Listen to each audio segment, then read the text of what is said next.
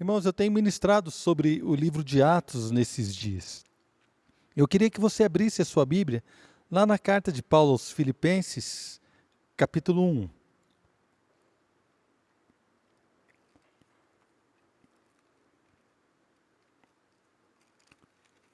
Filipenses, capítulo 1, eu vou ler aqui a saudação do apóstolo, versículos 1 e 2. Então, Filipenses, capítulo 1, versos 1 e 2. Paulo e Timóteo, servos de Cristo Jesus, a todos os santos em Cristo Jesus, inclusive bispos e diáconos que vivem em Filipos. Graça e paz a vós outros da parte de Deus, nosso Pai, e do Senhor Jesus Cristo. Até aí, vamos orar. Senhor, obrigado, Deus, por essa noite, obrigado pela sua palavra. Ó Deus, mesmo distantes, hoje nós sentimos, Pai, que como igreja somos apenas um corpo na Tua presença. E esta é a realidade da palavra. Brevemente, Deus, nós cremos e oramos para que isso aconteça. Em breve, nós estaremos juntos aqui novamente, olhando uns nos olhos dos outros, podendo nos abraçar, expressar todo o carinho, todo o amor que o Senhor tem derramado em nossos corações. Poder, ó Deus, ajudar uns aos outros de uma maneira presencial. Mas neste tempo, Senhor, que estamos sem esta possibilidade, nós cremos que o Senhor tem usado para trabalhar no nosso coração, ó Deus, para alcançar algo novo em nós. E nós cremos que nesta noite, nesta palavra, o Senhor é poderoso para tocar vidas, para alcançar vidas que estão nos assistindo, ó Deus, para tocar as nossas vidas e fazer algo, ó Pai, que só o Senhor pode fazer, nos levar ao centro da sua perfeita vontade, ó Deus, nos levar com alegria diante do Senhor para viver uma vida abençoada que glorifique o teu santo nome, em nome de Jesus. Irmãos, eu tenho pregado esses domingos de quarentena, os domingos que nós temos estado aqui. Eu tenho pregado sobre o livro de Atos e Deus tem me desafiado a pregar sobre isso. E eu quero hoje, novamente, abrir em Atos, capítulo 16, para que a gente possa estar ministrando novamente uma passagem aqui. E eu, tentando entender de Deus por que eu estou sendo levado a pregar tanto sobre o livro de Atos, é porque, amado, as histórias que foram relatadas aqui, nós vemos em Atos, primeira vez que eu preguei sobre isso foi a oração da igreja, em Atos capítulo 4, depois a gente falou sobre Cornélio, Atos capítulo 10, e hoje nós queremos falar sobre a viagem do apóstolo Paulo e a equipe dele, a equipe de missionários, quando eles foram para Filipos. A gente vai aqui juntos caminhar nessa história. Então eu entendo que algumas histórias que foram contadas, relatadas no livro de Atos, elas têm grande poder. E às vezes, como nós nos acostumamos com o texto, às vezes, quando nós acabamos ficando familiarizados com aquilo que está escrito, nós podemos perder a profundidade, não só a profundidade, mas a beleza do amor de Deus. Queridos, há tantas coisas aqui peculiares no amor de Deus, que talvez na nossa cultura, nos nossos dias, a gente perca. Mas eu creio que hoje o Espírito Santo vai nos levar, irmãos, por esse texto aqui de Atos, capítulo 16, para que eu e você possamos ter um novo entendimento do grande amor de Deus. Eu quero dizer para você que nos assiste hoje, e o Senhor ministrava tanto ao meu coração, enquanto eu meditava nessa palavra nesse dia, do quanto Ele ama pessoas, de quanto Ele ama a humanidade, de quanto Ele ama o mundo. A Bíblia diz que Deus amou o mundo de tal maneira que deu o seu Filho. Querido, você, amado, não importa a condição que você está hoje, não importa se você está sozinho na sua casa, talvez você esteja aí sozinho ou sozinha na sua casa, sem vontade de fazer, de falar, desanimado, eu não sei, mas eu quero dizer para você, não importa a sua situação, não importa a sua condição financeira, não importa a sua condição moral, eu quero dizer isso, não importa se você é uma boa pessoa ou se você é uma má pessoa, eu quero dizer que o amor de Deus está sendo liberado nessa noite, através deste culto, e Deus fará maravilhas neste lugar, na sua vida, na sua casa, onde você está. Deus fará, e Deus ministrou tanto ao meu coração, e eu queria caminhar contigo, depois você pode ler com calma, né, o capítulo todo de Atos 16, mas você vai ver aqui que Paulo está na sua segunda viagem missionária. A primeira viagem missionária de Paulo teve um alcance menor, ele foi até uma ilha ali chamada Creta, depois ele foi ali no sul da Turquia, hoje conhecido como Turquia, foi para Derbe, Listra, algumas cidades ali perto, e depois ele já voltou para Antioquia, da onde ele foi comissionado. Uma viagem curta. A segunda viagem ele parte com Silas, desde Antioquia, e essa viagem vai ser um pouco maior. Então Paulo ele parte para rever as igrejas que ele havia fundado, mas também sabendo que Deus o levaria para lugares mais distantes para pregar o Evangelho. Então nós começamos a ver aqui no versículo 6, diz que Paulo e a equipe foram impedidos pelo Espírito Santo de pregar na Ásia. Eu imagino que Paulo pensou em subir, indo para o norte, em direção à Ásia, mas diz a palavra que o Espírito Santo os impediu. Depois eles tentavam ir para a Bitínia, mas diz aqui que o Espírito de Jesus não o permitiu. Então eu vejo que Paulo ele tentou ir para um lugar, havia um desconforto, o Espírito não permitiu. Depois ele tentou partir para outra localidade, e também o Espírito de Jesus não permitiu. E eles chegaram numa cidade chamada Troade, e de noite Paulo teve uma visão, e ali naquele lugar ele viu um homem macedônio que rogava para ele, olha, parte para cá, vem para Macedônia e nos ajuda. Então a Bíblia diz no versículo 10, que eles concluíram, assim que eles tiveram aquela visão, eles procuraram partir, eles entenderam, eles concluíram que Deus os havia chamado para anunciar o Evangelho ali na Macedônia. Essa palavra concluíram diz que eles foram juntando as partes. Como a gente fala assim, vamos juntar aqui as partes. Eles montaram aquele quebra-cabeça e falaram assim, olha, a gente queria ir para a Ásia, o Espírito não deixou. A gente pensou em ir para a Bitínia, o Espírito não permitiu. E agora Paulo tem uma visão onde um homem da Macedônia aparece e fala assim, olha, venha até a Macedônia e nos ajuda. Então eles juntando tudo isso, eles entenderam que o Senhor, o Deus Todo-Poderoso, o estavam conduzindo nesta situação. Então Paulo e a sua equipe entenderam e rapidamente, diz aqui que eles procuraram partir para aquele destino. Irmãos, há algo tremendo quando diz isso, que rapidamente eles procuraram partir. Aqui também no grego dá uma ideia de pressa em obedecer aquilo que Deus falava. No versículo 12 diz que eles chegaram a Filipos, cidade da Macedônia. Dali partimos para Filipos, na Macedônia, que é colônia romana e a principal cidade daquele distrito. Ali ficamos vários dias. Então, eles foram para Filipos por obediência. Como eu estava dizendo aqui no versículo 10, eles procuraram partir rapidamente. Eles começaram a se organizarem o mais rápido possível para obedecer. E eu quero aqui, nesta palavra hoje, queridos, eu vou abrir alguns parênteses, então tenha paciência comigo, vamos caminhando juntos, mas vou abrir aqui um parêntese, e daqui a pouco a gente fecha ele para retornar ao texto. Obedecer a Deus sempre é o melhor. Irmãos, eu quando chegar no céu, aleluia, quando eu chegar no céu, querido, eu quero abraçar esses irmãos que obedeceram a Deus em perigo das suas próprias vidas.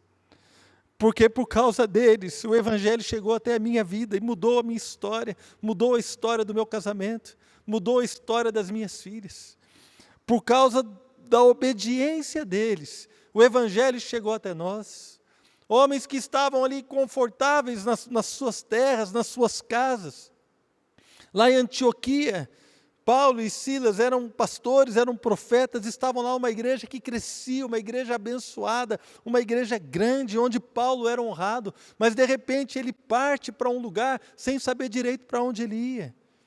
Em obediência, e a equipe dele, eu imagino aqueles irmãos, a Bíblia aqui mesmo no capítulo 16 fala que Paulo também pegou Timóteo, e aqui no capítulo 16 também é a primeira vez que começa a ser usado a primeira pessoa do plural, e nós entendemos que Lucas também se agregou a eles ali em Troade, começou a fazer parte, então havia várias pessoas que estavam imbuídas de uma só visão, de uma só missão, levar o Evangelho aonde Deus queria que eles levassem. E esses homens obedeceram a Deus, arriscaram a sua própria vida, eles saíram da sua zona de conforto, foram supridos por outras igrejas que começaram a ofertar na vida deles, para que eles pudessem levar o Evangelho até aquele lugar, partiram para o desconhecido, partiram para um lugar que eles não conheciam, para enfrentar situações que eles não sabiam quais seriam. E eles tinham apenas uma mensagem de amor e da salvação, uma mensagem que eles levavam na sua própria vida, uma mensagem que havia impactado e transformado a história deles, havia mudado a vida deles, uma mensagem do perdão de Deus, uma mensagem de que Deus era poderoso para cancelar os nossos pecados, para, querido, abolir as nossas maldições e nos levar em segurança para o seu reino de amor. Então eles carregavam isso, chegaram ali em Filipos, a única coisa que eles tinham na bagagem era a mensagem do Evangelho e a certeza de que Deus os havia enviado para aquele lugar.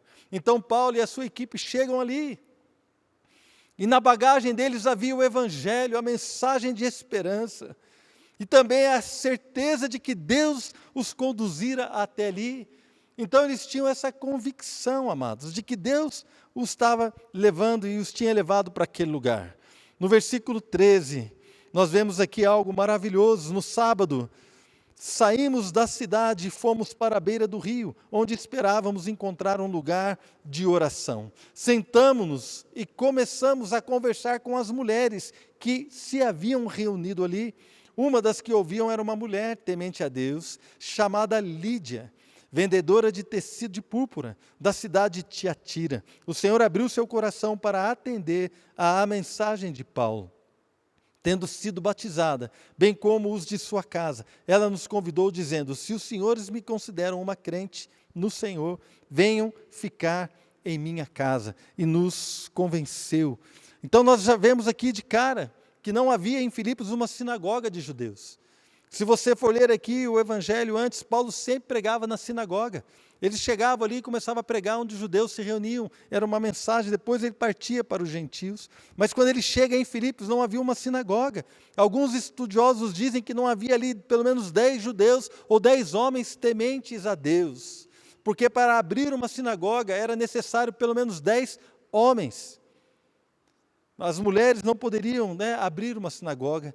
Então, nessas circunstâncias, muitas vezes o local de oração dos judeus que queriam orar, onde não havia sinagoga, era fora da cidade. Então, outra versão diz que eles saíram para o lado de fora, passaram pelos portões da cidade, foram para junto do rio, onde eles imaginavam que havia ali um lugar de oração.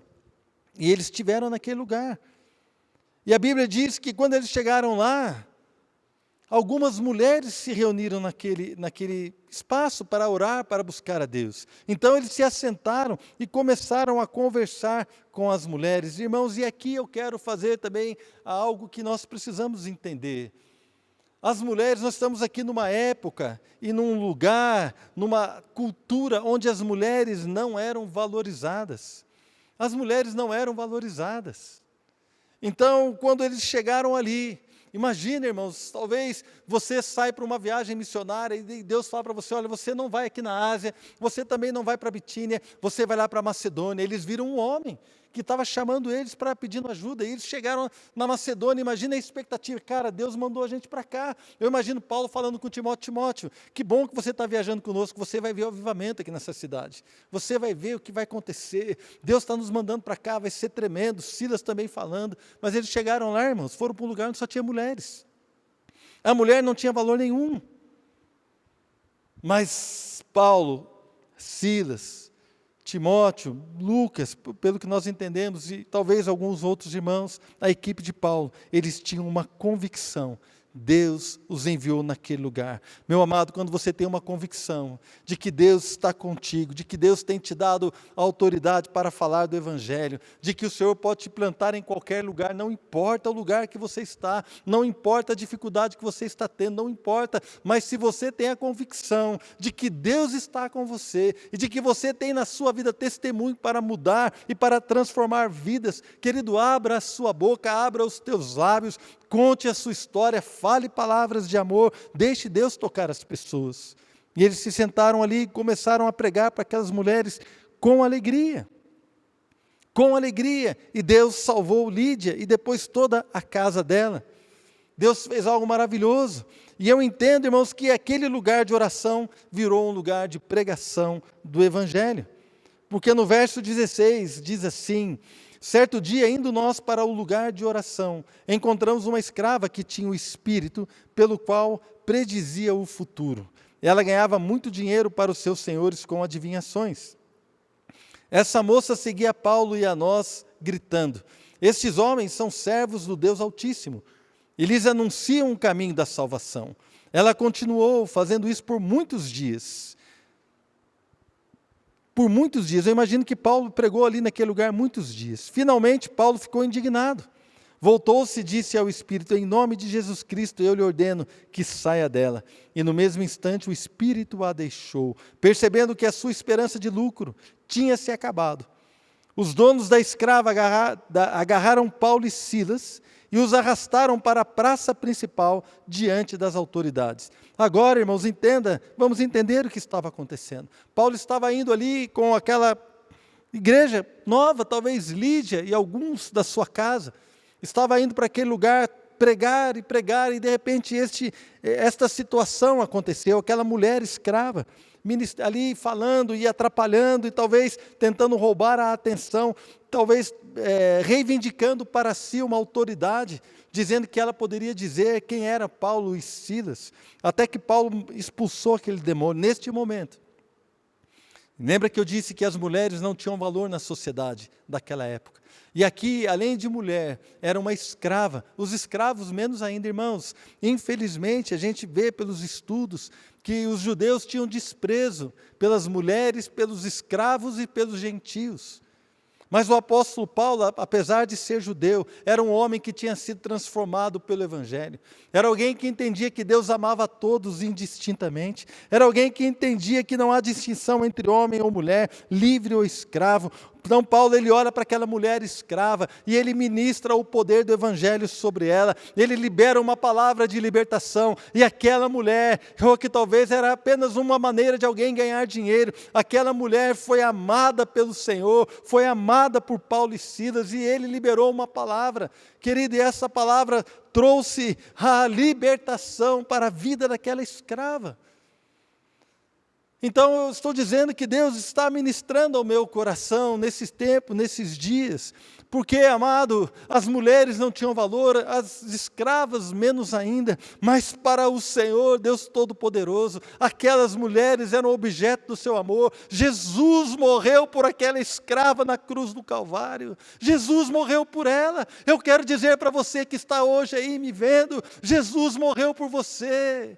Não importa a sua situação, não importa se você tem dinheiro, não importa se você tem formação cultural, não importa se você tem formação acadêmica, não importa se você está reunido com a sua família, não importa se você está solitário ou solitária, eu tenho uma palavra para você nessa noite: Jesus morreu na cruz por você, morreu pela sua vida. E nós podemos aprender aqui, oh meu amado, como Deus amou esta mulher e como esta palavra foi liberada. E Paulo estava ali, querido, sendo usado pelo Senhor. Mais tarde, Paulo escreveu para os Gálatas, ele diz assim, lá em Gálatas 3:26, todos vocês são filhos de Deus mediante a fé em Cristo Jesus. Todo mundo que crê em Cristo Jesus é filho de Deus. Pois os que em Cristo foram batizados, de Cristo se revestiram. Aí Paulo fala no verso 28, não há judeu nem grego, não há escravo nem livre, não há homem nem mulher, pois todos são um em Cristo Jesus. Irmãos, o Evangelho nos iguala. Não há ninguém melhor, não há ninguém pior, não há nada, não há. Somos iguais diante do Senhor. Romanos 3:23 diz, todos pecaram e precisam e carecem da glória de Deus. Todos pecaram, então, olha, precisamos parar com essa autocomiseração, ficar achando que ninguém liga para nós, que ninguém se importa. Irmãos, não importa se a nossa sociedade não valoriza uma ou outra coisa, se a nossa sociedade talvez não valorize você, se talvez a sua família mesmo não te valorize, não importa. Eu tenho que dizer para mim e para você, há um Deus no céu, há um Deus no céu que me amou, há um Deus no céu que te amou, há um Deus no céu que te valoriza a ponto de Cristo Jesus morrer por você. Então, querido, vamos parar com isso. Vamos parar com essa história de que parece que nada acontece. Não é verdade. A maior prova de amor pela sua vida já foi dada há quase 2000 anos atrás, numa cruz no Calvário, lá perto de Jerusalém, onde o Cristo, o Cordeiro de Deus, foi pendurado para que você pudesse ter vida eterna. Oh, aleluia! Meu irmão, minha irmã, não se deixe enganar, Deus te ama. Depois dessa libertação, continuando aqui em Atos capítulo 16, depois dessa libertação que Paulo ministrou, irmãos, então as pessoas ficaram com raiva, porque Paulo e Silas expulsaram o demônio daquela mulher e ela dava lucro. Então no versículo 20 diz que eles foram levados às autoridades, e levando-os aos magistrados disseram: estes homens são judeus e estão perturbando a nossa cidade, propagando costumes que a nós romanos não é permitido aceitar nem praticar. Então, amados, sem nenhum julgamento, rapidamente eles já foram levados ali, e não houve julgamento. A gente vai ler aqui que eles foram açoitados, foram presos, e a acusação era a seguinte: eles são judeus, estão propagando costumes que nós não podemos receber porque nós somos romanos. E essa é uma grande mentira, ou uma grande arma que Satanás usa contra a verdade do Evangelho. Irmãos, o Evangelho ele não pertence a ninguém. O Evangelho não pertence a uma raça. O Evangelho não pertence a uma classe social. O Evangelho não distingue pessoas. Nós lemos aqui, não há grego, não há judeu, não há homem, não há mulher, não há escravo, não há livre. O Evangelho ele nos iguala a todos. Mas o homem é instigado pelo demônio, por Satanás. O homem, ele coloca essa separação. Eles são judeus, nós somos romanos. Eu não quero nem ouvir o que ele tem a dizer. Ele é judeu e quer mostrar para mim algo que eu não posso aceitar, não posso praticar, porque não tem nada a ver comigo. Na verdade, o que Paulo trazia e Silas traziam não era nem a mensagem do judaísmo, mas era a mensagem do Evangelho que não tinha nada a ver.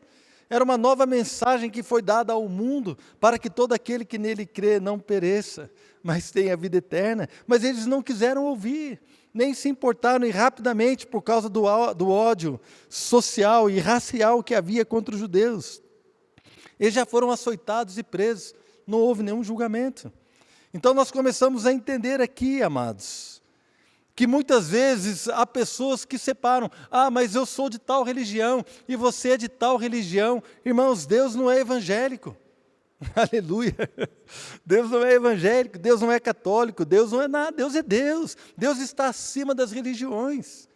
Agora, Deus é Pai do Senhor Jesus Cristo.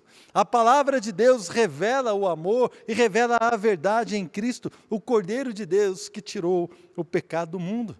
Então nós entendemos sim que Deus não está preso à religião, mas Deus, querido, Ele se revela através de pessoas que foram mudadas e transformadas. Então Paulo e Silas tinham esta mensagem, eles carregavam consigo esta bagagem, a palavra da verdade, a palavra do Evangelho, que fez toda a diferença na vida deles e fazia na vida daqueles que o aceitavam. Então há uma grande arma maligna separando as pessoas. Irmãos, eu quero dizer para você que está me ouvindo hoje, nós não estamos aqui pregando uma religião, porque não há diferença, todos nós somos iguais, e diante de Deus, todos nós precisamos do sacrifício de Cristo por nós.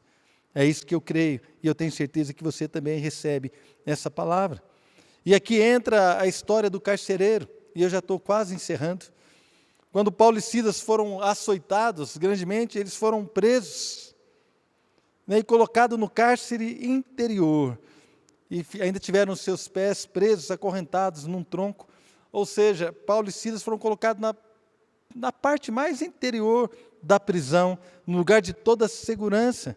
E eu imagino ali Paulo e Silas, todos machucados, porque diz que receberam muitos açoites. E, de repente, Paulo poderia virar para Silas e perguntar assim: puxa vida, Silas, por que isso aconteceu com a gente? E Silas falar para ele assim: mas, ô Paulo, estou meio confuso, cara. Não foi Deus que mandou a gente aqui para Macedônia? Pô, se Deus mandou a gente aqui, como é que Ele permitiu que a gente fosse humilhado assim, preso? Está doendo minhas costas. E um olhava para, como é que está aí? Um olhava a costa do outro assim, cara, está feio, hein? E a minha? Não, está ruim também. E começar a murmurar, mas não foi isso que aconteceu, irmãos. Não foi isso que aconteceu.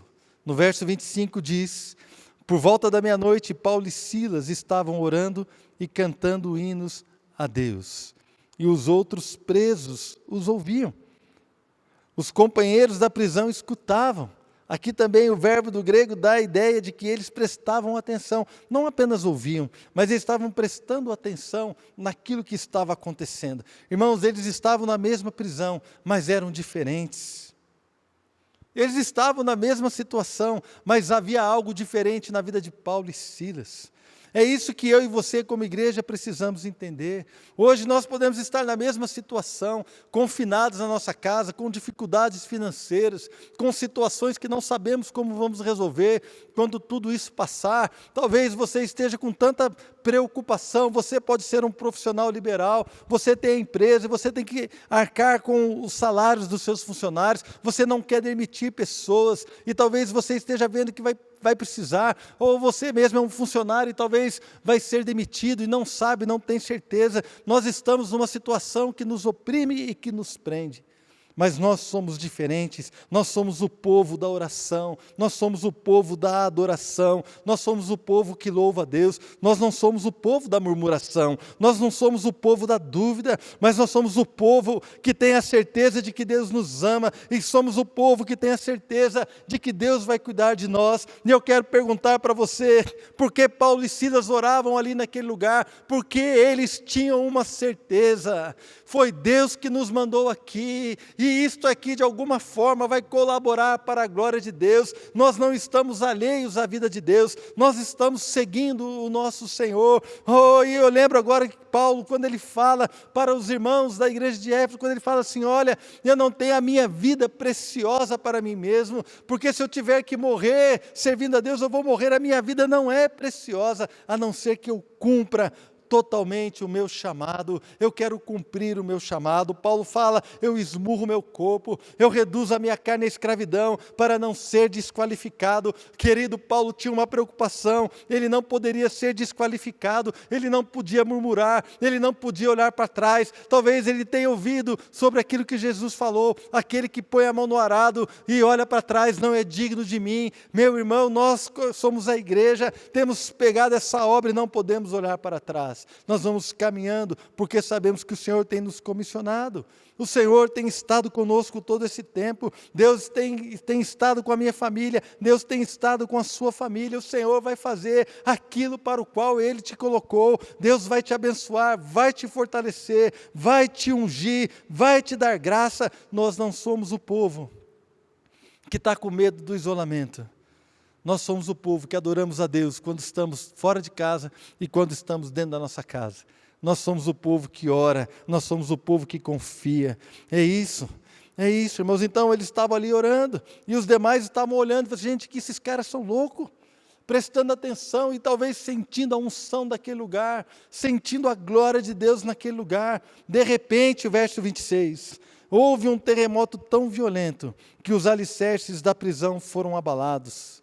Imediatamente todas as portas se abriram e as correntes de todos se soltaram. Irmãos, aqui eu quero abrir mais um parêntese.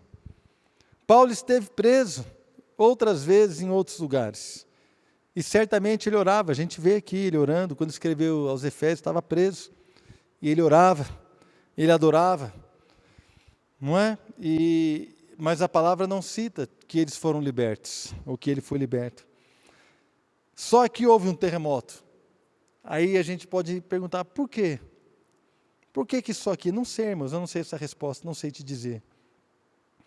Mas uma coisa eu sei que Deus conhece o nosso coração, eu sei que Deus conhece as nossas necessidades, e eu sei que Deus é poderoso para fazer infinitamente mais de tudo quanto pedimos ou pensamos, através do seu poder que opera em nós.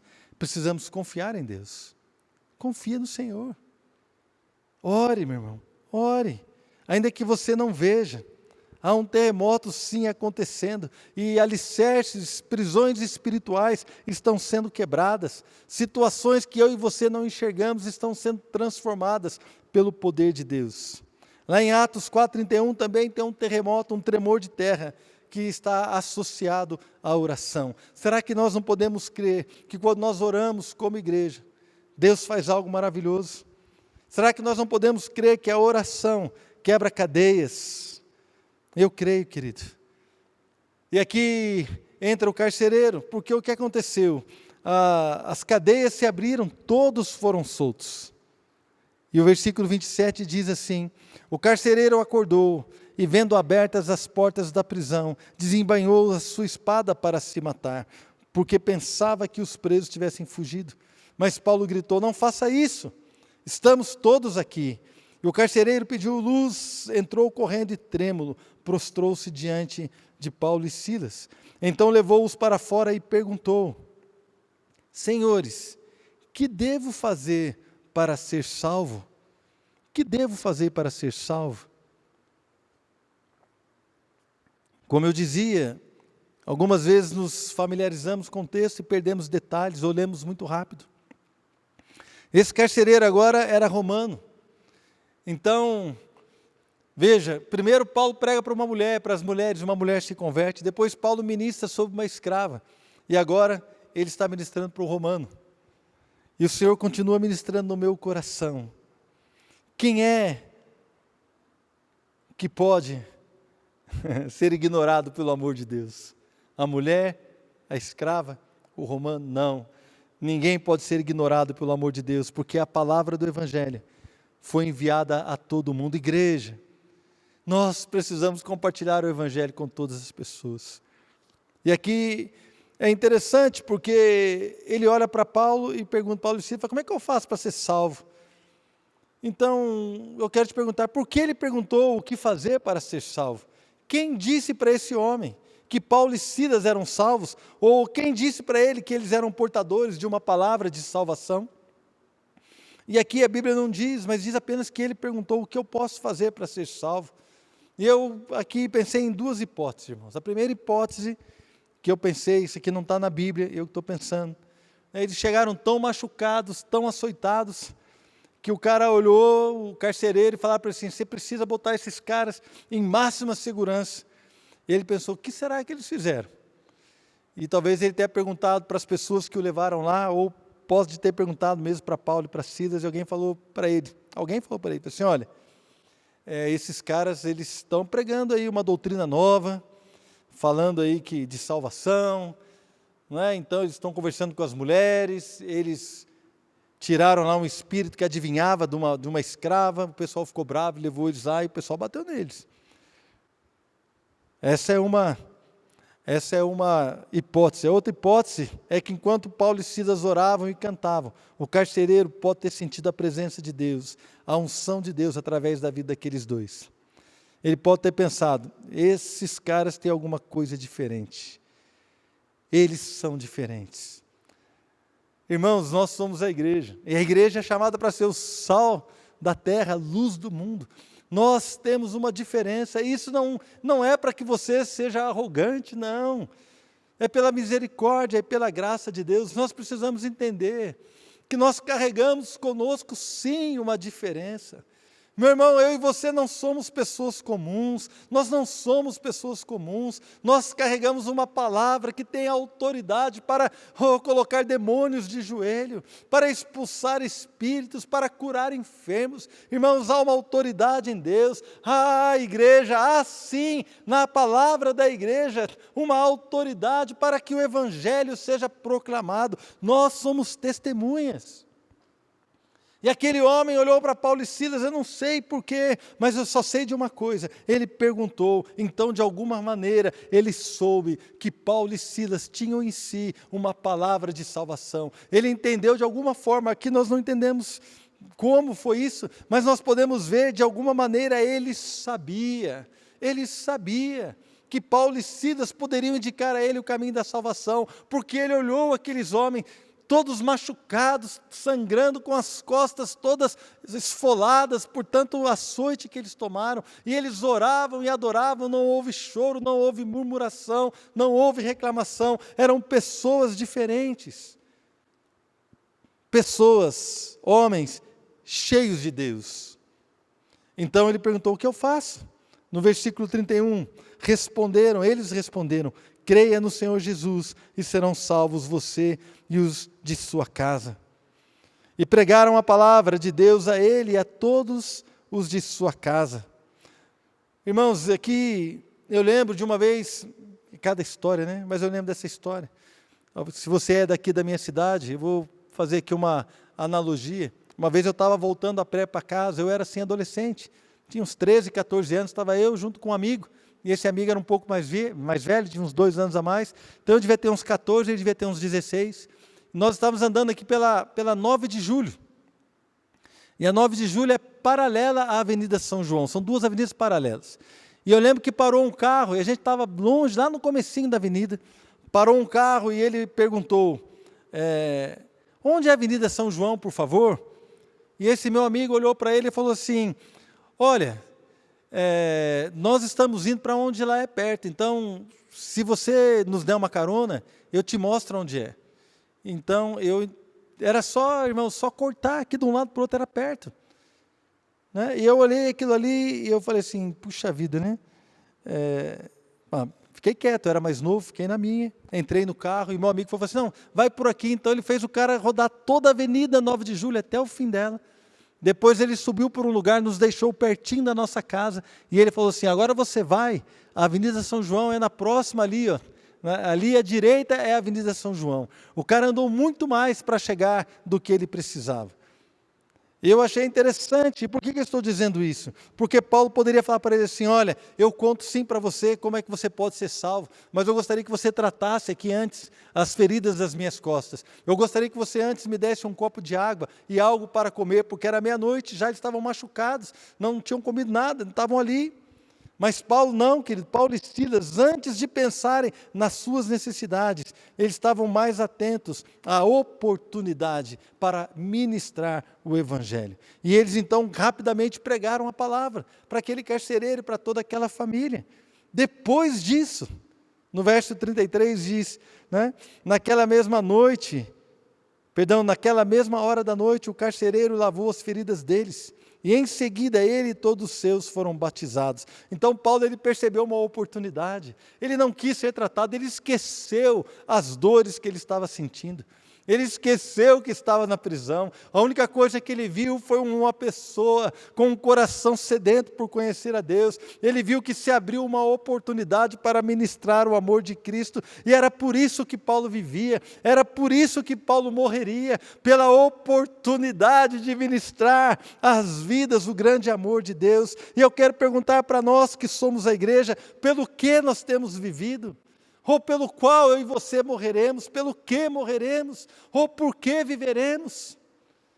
Amados, somos a igreja, o corpo de Cristo que anda sobre a terra. A Bíblia diz que através da igreja, multiforme sabedoria de Deus vai ser dada a conhecer. A Bíblia diz que o mundo, a natureza espera a revelação dos filhos. Meu irmão, minha irmã, você que é crente, abra sua vida para obedecer a Deus, para viver com um só objetivo, de tocar em Deus, de tocar vidas e abençoar vidas. Naquela mesma hora da noite, verso 33, o carcereiro lavou as feridas deles, em seguida ele e todos os seus foram batizados. Então os levou para sua casa, serviu-lhes uma refeição, e com todos os de sua casa alegrou-se muito por haver crido em Deus. Amados, fazendo aqui então um resumo, um lembrete, vamos caminhar rapidamente por essa palavra. Vemos aqui que Paulo e a equipe dele queriam ir para a Ásia, depois queriam ir para a Bitínia e foram frustrados. Meu amado, não deixe de obedecer a Deus porque você foi frustrado em algo que você queria fazer. Irmãos, não é a minha vontade que importa, não é a sua vontade que importa, mas se nós estivermos andando na vontade de Deus, Ele será glorificado em nós. Acredite, busque a vontade de Deus. Jesus falou, busque o seu reino e a sua justiça em primeiro lugar, e todas as coisas serão acrescentadas. Eles confiaram em Deus, seguiram os planos de Deus. Outra coisa, os resultados aqui aparentemente pequenos não incomodou, né? Aqueles irmãos, eles não foram incomodados pelos resultados aparentemente pequenos. Uma mulher, depois uma escrava, depois foram para a prisão. Eles não estavam preocupados, irmão. Sabe por quê? Porque o pregar compete a nós, mas o fruto compete a Deus dar. Meu irmão, prega, seja santo, ande em santidade. Ame a sua família, ame a sua casa, ame seus filhos, ame seus pais, ame o seu marido, a sua esposa. Viva com Deus, ande em santidade. Faça a sua parte, Deus vai fazer a dele. Não se preocupe com os resultados. Paulo e Silas não estavam preocupados, eles estavam ali para servir a Deus. Não é uma mulher, depois uma escrava, não importa, eles pregavam com alegria. Agora, aquele carcereiro estava na casa dele, era romano, estava lá, de repente veio uma situação sobre ele, parece que tudo deu errado. A única solução que ele tinha era tirar a própria vida. Quando ele olhou a situação, ele falou assim, agora chega, acabou, agora eu preciso me matar, porque senão eu vou sofrer demais, porque os romanos eram terríveis. Ele ia ter que sofrer a pena daqueles que fugiram. Um carcereiro que cuidava de um cara que estava na pena de morte, ou que tinha que ficar preso lá vários anos. Se aquele homem fugisse, o carcereiro, ele ia ficar preso vários anos, depois ia morrer no lugar daquele homem. Ele ia cumprir a pena daquele que ele deixou escapar. Imagina, várias pessoas fugindo. Então o carcereiro só se viu diante de uma opção, tirar a própria vida. Talvez você esteja aí ponderando as opções que você tem. Talvez você esteja ponderando a opção de tirar a própria vida. Mas se você der espaço ao Evangelho no seu coração, você vai ser preenchido por uma alegria indizível, inigualável. E Deus vai fazer algo maravilhoso na sua vida. A sua ferida vai ser curada. O seu desespero vai receber o bálsamo de Cristo. Esse desespero que levou este homem a pensar no suicídio e ia mesmo se matar. Quando Paulo e Silas falam assim, não faça isso. E quando ele percebeu que ninguém havia fugido, estavam ali ainda. Ele entendeu que Paulo e Silas eram alguém que poderia livrá-los da morte, poderia ensiná-lo o caminho da salvação. Então a Bíblia diz que houve grande alegria na sua casa. Houve grande alegria na sua casa. Pode entrar uma alegria na sua casa muito grande. Aceite a Jesus como o Senhor da sua vida. Deixe Ele fazer a diferença no seu coração. Por que houve grande alegria? Porque os seus pecados foram perdoados. Depois que ele se sentiu perdoado, esse carcereiro, talvez a sua esposa, seus filhos, houve perdão e cura entre eles. E eles perceberam que Deus moveu tudo isso, levou aqueles homens naquele lugar para que eles pudessem ouvir a palavra de salvação. Não permita que situações difíceis roubem a sua fé e a sua alegria no Senhor. E porque eu comecei hoje lendo lá em Filipenses capítulo 1, porque Paulo e Timóteo estão escrevendo à igreja, inclusive bispos, a toda a igreja que está em Filipos, bispos e diáconos. Os bispos e diáconos eram a liderança da igreja. Então, aquela igreja que começou num lugar fora da cidade, apenas com uma mulher, agora era uma igreja, queridos, uma igreja influente, uma igreja que, se você ler a carta aos Filipenses, uma igreja que estava sustentando o ministério de Paulo, para que ele pudesse chegar em outros lugares. Pessoas se tornaram influentes, os filipenses começaram a fazer a diferença na sociedade e também na vida da igreja. Mas começou pequeno. Não menospreze coisas pequenas que Deus vai fazer na sua vida, porque na verdade, irmãos, não existe coisa grande ou não existe coisa pequena. A única coisa que existe é quando Deus trabalha na minha vida, é quando Deus trabalha na sua vida. Talvez algo tão pequeno faça toda a diferença na sua casa, talvez algo tão pequeno chame a atenção de um amigo seu que vai se converter e vai glorificar a Deus. Talvez algo tão pequeno possa fazer a diferença na vida de pessoas que vão, assim, depois crescer, que vão ter filhos filhos e netos que vão servir a Deus. Meu irmão, não menospreze a mensagem que você carrega consigo. Não menospreze, deixe Deus trabalhar na sua vida e no seu coração. Quero agradecer a Deus por essa palavra. Queria chamar aqui o pastor Fabiano. Por favor, pastor. Se o Aurélio puder vir também. Queria que nós ministrássemos uma canção diante do Senhor. Para que a gente possa entender, pode vir, João. Para que a gente possa entender e buscar a Deus com alegria nos nossos corações. Deus é maravilhoso. Eu quero que você possa fechar os teus olhos aí na sua casa, aonde você está nesse momento, e ouvir essa canção e fazer essa oração. Que o Senhor possa levar a sua vida ao centro da sua perfeita vontade. E a perfeita vontade de Deus para nós é que nós o conheçamos através de Jesus Cristo. Jesus disse: eu sou o caminho, a verdade e a vida. Ninguém vem ao Pai a não ser por mim. Permita que o Senhor entre na sua vida nessa noite. Você que está aí sozinho, e talvez essa palavra, você que está se sentindo desvalorizado, sentindo como aquela mulher, como aquela escrava, ou talvez como um romano, muitas vezes desprezados pelos judeus, por isso que tinham tanto ódio dos judeus na época. Saiba que o Evangelho chegou até mim, chegou até você, Ele nos ama. Esse é o clamor de um coração que entende que nós precisamos refletir quem o Senhor é. Deus é amor. Nós precisamos refletir quem Deus é. Deus é amor, Deus é perdão, Deus é misericordioso, Deus é justo, Deus é fiel. Nós precisamos ser levados a um lugar como igreja, onde vamos refletir a Deus. O que temos refletido nesses dias? Quando as pessoas olham para nós, será que se aquele carcereiro estivesse olhando para mim hoje, a primeira pergunta que ele iria me dizer é: como é que eu posso ser salvo? Ele poderia perguntar tanta coisa: o que aconteceu? Você está machucado? Por que você não fugiu? Não, mas havia ali um entendimento de que Paulo e Silas eram diferentes. Oh, querido, quanto a mim, eu quero ser diferente. Eu quero que as minhas filhas olhem para mim e perguntem: papai, o que eu preciso fazer? Eu quero que os meus netos um dia venham olhar para mim e venham dizer: vovô, como é que eu posso ser um adorador? Vovô, como é que eu posso caminhar em santidade? Eu quero, querido, que talvez alguns parentes, amigos possam olhar para mim e perguntar: o que eu preciso fazer? O que é que você tem? O que acontece? O que é que eu...